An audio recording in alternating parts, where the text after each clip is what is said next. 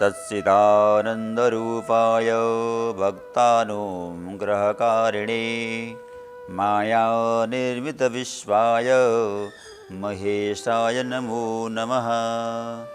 योऽन्तं प्रविश्य मम वाचमिमां प्रसुप्तां सञ्जीवयत्त किल शक्तिधरस्वधाम्नः। अन्यास्यहस्तचरणश्रवणात्वगादीन् प्राणान्नमो भगवते पुरुषाय तुभ्यं। प्राणान्नमो भगवते पुरुषाय तुभ्यं। बोलिए वासुदेव भगवान की जय। मित्रों नमस्कार, मैं आचार्य जगन्नाथ शर्मा आप सभी का इस धार्मिक कार्यक्रम में स्वागत करता हूं, अभिनंदन करता हूं। जैसा कि हम सब जानते हैं, पवित्र कार्तिक मास चल रहा है और कार्तिक मास में प्रातः स्नान का, तुलसी पूजन का, आंवले का पूजन का, पीपल का पूजन का, भगवान शालिग्राम जी का पूजन का बड़ा महत्व बताया गया है। और इसी कार्तिक मास में हमारे अनेक पर्व और पढ़ते हैं। करवा चौथ, अहोई अष्टमी, दीपावली, धन्वंतरि जयंती, गोवर्धन पूजा, भैया दूज सब पढ़ते हैं। इसका पढ़ते हैं, बड़ा महत्व है। तो कार्तिक मास में भगवान का पूजन करने का तो अलग ही महत्व ही है। इसमें भी मतलब करक चतुर्थी का तो और विशेष है।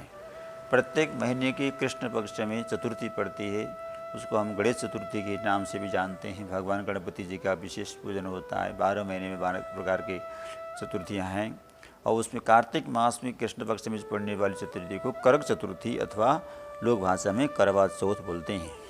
यह व्रत कार्तिक कृष्ण पक्ष की चंद्रोदय व्यापिनी चतुर्थी को किया जाता है।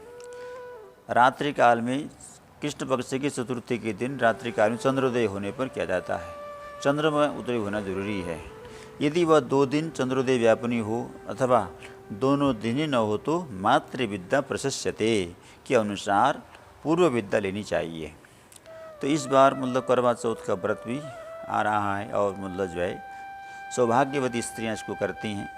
इस व्रत में पूजा किसकी करनी चाहिए, कौन से देवता की पूजा करनी चाहिए, तो हमारे शास्त्रों में वामन पुराण में इसकी कथा है। वामन पुराण में इसका प्रसंग है। इस व्रत में शिव पार्वती, स्वामी कार्तिकेय और चंद्रमा और भगवान गणपति जी का पूजन करना चाहिए। शिव जी का पूजन करने से ही सभी देवता प्रसन्न हो जाते हैं, सभी देवताओं की पूजा हो जाती है। भगवान शंकर, माता गौरी, स्वामी कार्तिकेय और चंद्रमा और गणेश जी का पूजन विशेष रूप से करना चाहिए।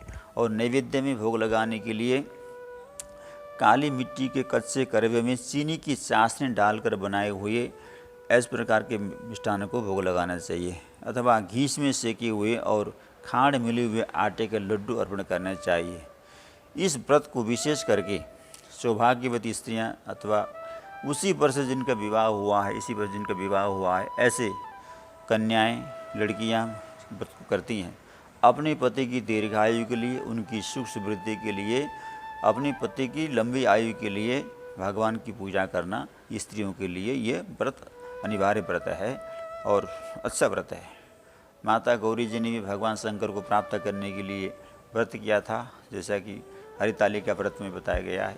तो ये व्रत भी अपने पति की दीर्घायु के लिए किया जाने वाला व्रत है। तो इस व्रत को बड़ी निष्ठा के साथ, श्रद्धा के साथ करना चाहिए।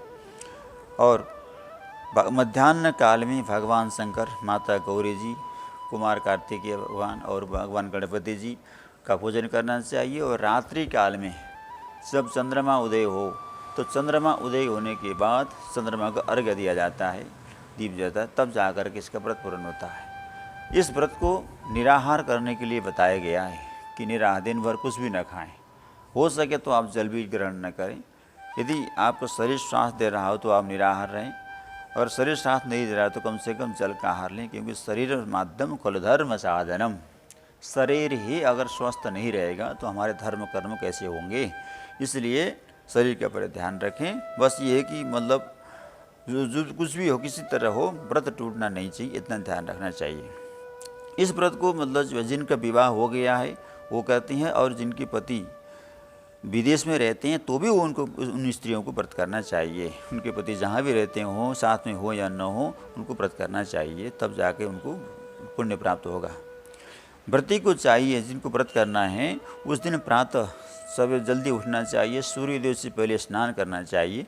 स्नान करने के बाद शुद्ध वस्त्र धारण करके अपनी पूजा स्थान में आए, पूजा की थाली तैयार करें, जल पात्र तैयार करें और हाथ में जल ले करके संकल्प करें कि मम सुख सौभाग्य पुत्र पौत्रादि सुस्थिर श्री प्राप्त करक चतुर्थी व्रतम अहम करिष्ये।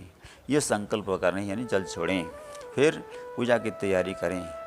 दोपहर के बाद अपराह्न काल में बालू अथवा सफ़ेद मिट्टी की वेदी पर पीपल का वृक्ष लिखें, आकृति पीपल की वृक्ष की आकृति बनाएं और उस वेदी के नीचे शिव शिवा यानी शिव पार्वती और भगवान कार्तिकेय जी की मूर्ति, भगवान गणपति जी की मूर्ति अथवा चित्र स्थापन करके नमः शिवाय सर्वाण्यै सौभाग्यम सदतिर्शुभाम प्रयच्छ भक्ति युक्तानाम नारीणाम हरिवल्लभे से माता गौरी जी का पूजन करें।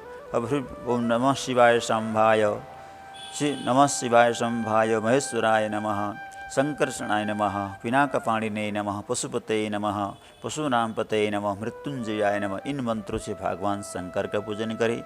षडाननाय नमः, कीर्तिमुखाय नमः, इस प्रकार से स्वामी कार्तिकेय जी का पूजन करें। गणपतये नमः, रिद्धि सिद्धिपतये नमः, शुभ लाभ सहिताय नमः। इन मंत्रों से भगवान गणपति जी का पूजन करें और पूजन करने के बाद उनकी कथा सुनें, भगवान के नाम का कीर्तन करें, उत्सव मनाएं। और सायंकाल के समय, रात्रि काल में जब चंद्रमा उदय हो जाए, चंद्रमा दिखाई दे तो चंद्रमा को अर्घ्य तदिसंगतुषारावम क्षीरोदारण संभवम नमामि शशिन शोभम शंभोर्मुकुटभूषणम। इस प्रकार इन मंत्रों को बोलते हुए चंद्रमा को अर्घ्य प्रदान करें। अर्घ्य में कच्चा दूध, थोड़ा दही और चावल, सफ़ेद फूल इन लेकर के चांदी के बर्तन में हो अथवा स्टील के बर्तन में हो अथवा मिट्टी के बर्तन में हो अथवा दोने में हो, इनको रख करके चंद्रमा के सामने खड़े होकर के नीचे एक पात्र होना चाहिए। अर्घ्य दिया हुआ जल अपने पैरों में लगन नहीं चाहिए। इस तरह की व्यवस्था करके उनको दे दें, हे चंद्रदेव, मैं आपको अर्घ्य ग्रहण करती हूँ, अर्पण करती हूँ, आप इस अर्घ्य को स्वीकार करें, मेरे पति को दीर्घायु सुस्वास्थ्य प्रदान करें। इस प्रकार मतलब जो उनको करना चाहिए। पूजन करने के बाद फिर मतलब जब व्रत का पारण करना चाहिए। और इसकी कथा वामन पुराण में विस्तार से बताया गया है।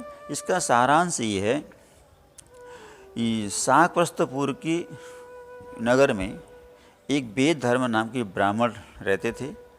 उनकी एक लड़की थी, उनका विवाह एक ब्राह्मण पुत्र के साथ हो गया था। ब्राह्मण की विवाहिता पुत्री वीरवती ने चतुर्थी का व्रत किया था।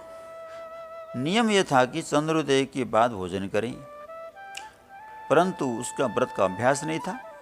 अभ्यास न होने से उसका व्रत पूरे होने में बड़ी समस्या, उसको व्रत करने में बड़ी कठिनाई हो रही थी। चंद्रोदय होने में भी कुछ समय बाकी था, परंतु उसको भूख लग रही थी और भूख से वो व्याकुल हो रही थी। भूख उससे सह नहीं गई और व्याकुल हो गई। तब उसके भाइयों ने एक युक्ति करी। उसके भाइयों ने एक विचार किया कि अपनी बहन को कष्ट में देख करके उन्होंने एक युक्ति लगाई। उनके कई भाई थे, तो एक भाई, उस समय थोड़ा सायंकाल हो चुका था लेकिन चंद्रोदय नहीं हुआ था, तो पीपल के पेड़ के पीछे चला जाता है और वहाँ जा कर के मतलब जो है कुछ लकड़ियों को इकट्ठा करके आग जला लेता है और एक छन्नी में के माध्यम से उसको दिखा देता है। आतिशबाजी इत्यादि के किया, महतब जलाया आदि का सुंदर प्रकाश फैला करके कहा कि देखो चंद्रमा उधर से निकल गया है, गोल गोल से चंद्रमा उधर निकल गया है और तुम्हारा व्रत पूरा हो गया है। इस प्रकार उसको दिखा करके अपने बहन को भोजन वो कराने के लिए ले जाते हैं और वीरवती भोजन कर लेती है। इसका परिणाम ये हुआ कि उसका जो पति है, वीरवती का पति है, वो तत्काल अदृश्य हो गया, अचेत हो गया। और जब उस पता लगा, बड़ा उसको पश्चाताप हुआ। उनके उस ब्राह्मण कन्या के भाइयों ने ये विचार किया था कि बहन को सुख देने के लिए उन्होंने ये आग जला करके बहन को कष्ट न हो, इसलिए ये व्रत पूरा हो जाए और इसका शरीर भी ठीक रहे, इसलिए उन्होंने आग जला करके पीपल के पेड़ के नीचे बैठ करके करा था। लेकिन उल्टा हो गया, व्रत भंग हो गया। जब उस लड़की को वीरवती को पता लगा तो उसको बड़ा दुख हुआ और उसने उसका प्रायश्चित्त क्या करें, तो 12 महीने की जितने भी साल भर चतुर्थी पड़ती, प्रत्येक महीने की चतुर्थी के दिन वो व्रत करने लगी। फिर दोबारा वो साल आया और कार्तिक कृष्ण पक्ष की चतुर्थी के दिन उसने दोबारा उस नियम के साथ व्रत किया। अब इस बार जो व्रत कर रही थी तो किसी भी प्रकार लापरवाही न हो, बड़ी सावधानी पूर्वक उसने व्रत किया। उस व्रत के प्रभाव से उसका पति जो है फिर पुनः ठीक हो गया और उसकी सौभाग्य की रक्षा हुई। तो इस प्रकार जो नियम के साथ व्रत को करते हैं तो उनकी सौभाग्य की रक्षा भगवान करते हैं, भगवान शंकर करते हैं, भगवान चंद्रदेव उनकी सौभाग्य की रक्षा करते हैं। तो ये कथा वामन पुराण में है, मैंने संक्षिप्त रूप से आप लोगों को बता दिया। और आप लोग व्रत करें अपने पति की दीर्घायु के लिए, अपने घर की सुख समृद्धि के लिए व्रत करें, बड़े नियम के साथ करें, निष्ठा के साथ करें, श्रद्धा भक्ति के साथ करें और विश्वास पूर्वक करें, तो मतलब जो आपको लाभ होगा। वागर्थ विवशम प्रक्तो वागर्थ प्रतिपत्तये जगतः पितरो वंदे पार्वती परमेश्वरो। आप सबकी व्रत की सफलता की कामना करते हुए कथा को ही विराम देते हैं। अब अगले वीडियो में आपसे फिर मिलते हैं। ओम नमो भगवते वासुदेवाय नमः।